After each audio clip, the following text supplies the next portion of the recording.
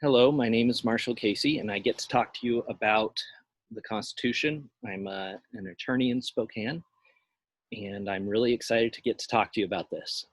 So the topic I've chosen today is called division of powers.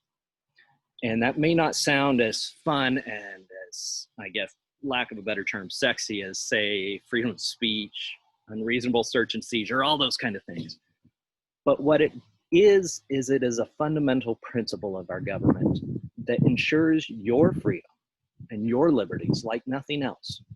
You see, all of our government is truly founded on that idea from the Declaration of Independence, that we hold these truths to be self-evident, that all men are created equal and endowed by their creator with certain inalienable rights.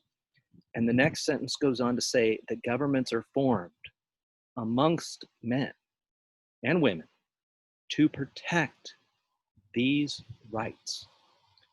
And that's an important statement because, you see, when our founding fathers were forming our government, they sat there and realized that the founding statement is we the people. And I want you to think about that for a moment. Just sit there and think. What does we the people mean? Does it mean we the 51%?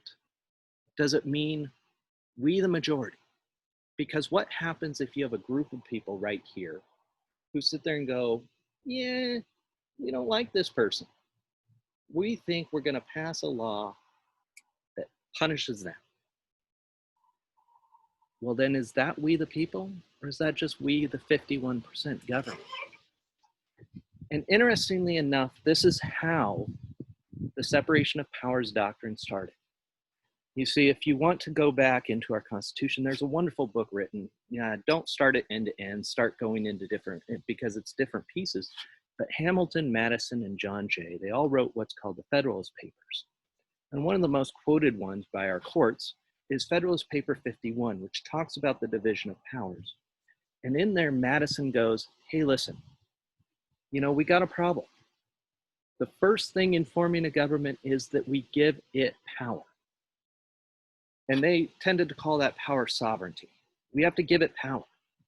But the second thing we have a problem with is once it gets power, and we give it to these 51%, we go with we the people, we go with the majority. How do we make sure, though, that it's power for all the people and that it's a limited power so it doesn't start attacking this minority, this person, this fundamental God-given right? How do we do that? And he came up with the theory of division of powers. Actually, the theory of division of powers would have come from Montesquieu, but we'll go with Madison because he really took that over.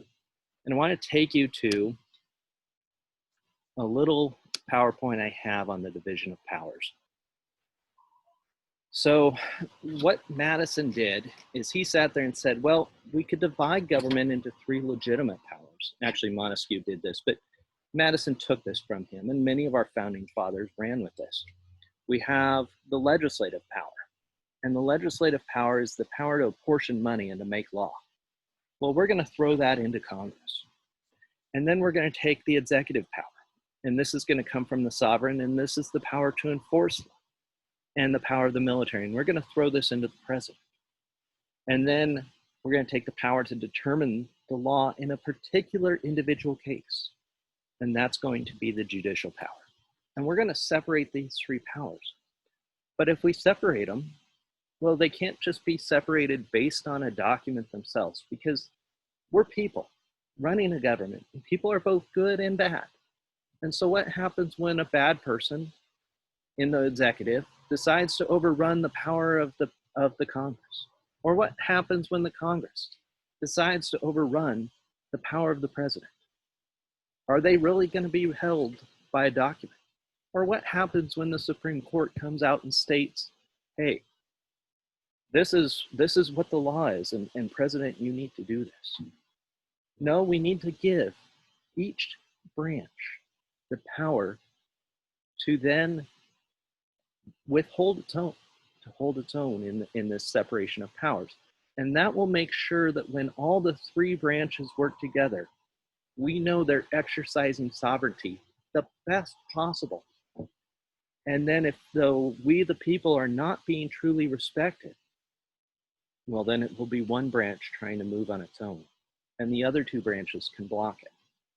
And that's the theory of the division of powers doctrine. This doctrine that the sovereignty rests in the people and is limitedly used by Congress, by the president, by the judicial branch. And it's very limited in its use by each one of them, and they can only act within their power. And each one has the power to overcome another, is a fundamental basis of our liberty. And it is how we, the people, ensure that it's not just a majority, or not just the actions of one man, or not just the actions of a group of 9 men and women sitting on our Supreme Court, but it's the actions of we, the people, acting within the divisions of power that bring back together the sovereignty of our nation. And that is a key safeguard. It's a wonderful thing that came up first, really is pioneered in the American system. And it is, we the people of the United States, we created a perfect union through division of powers. Thank you for letting me share.